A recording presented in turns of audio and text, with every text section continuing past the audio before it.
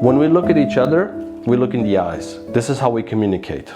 Then the facial mimics, that also registers, sometimes the body language. The moment someone is trying to express an emotion, they smile. And when they smile, we compare in our background, in our mind, without even noticing, we compare different aspects of the face with the smile aesthetics, with the whiteness of the teeth, with the alignment of the teeth, with how much shadow comes through, how the teeth are framed into the lips.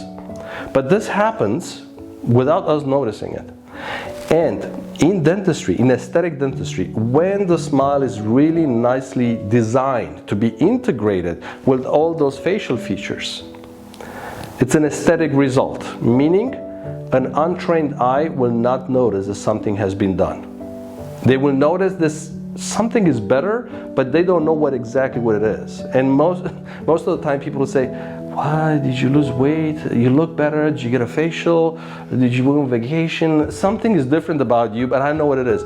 Part of it is, it's also the emotional component. When people are comfortable with their smile, they smile bigger. And the other aspect is the cosmetic dentistry. Cosmetic dentistry is more covering up. It's not necessarily integrated. Of course, it can be really well done, but from my perspective, aesthetic dentistry is really beautiful because it complements the actual person. Aesthetic features and character, that's why you have to get to know who the person is.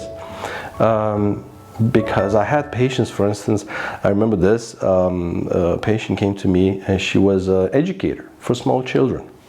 She had such a warm and nice and fuzzy personality.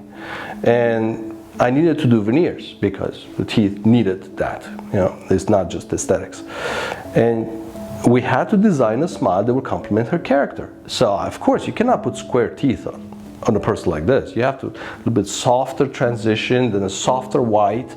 And when she saw it, she was like, that's me. It feels natural. You know, and everybody complimented her exactly that. Yeah.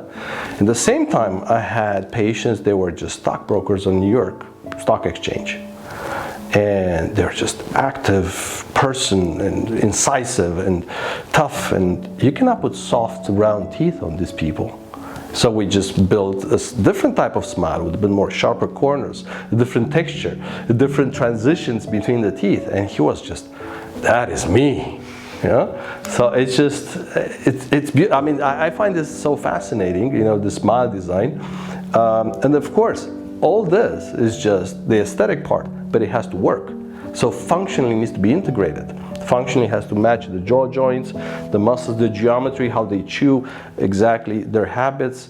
They have to be, anything we do in dentistry has to be managed.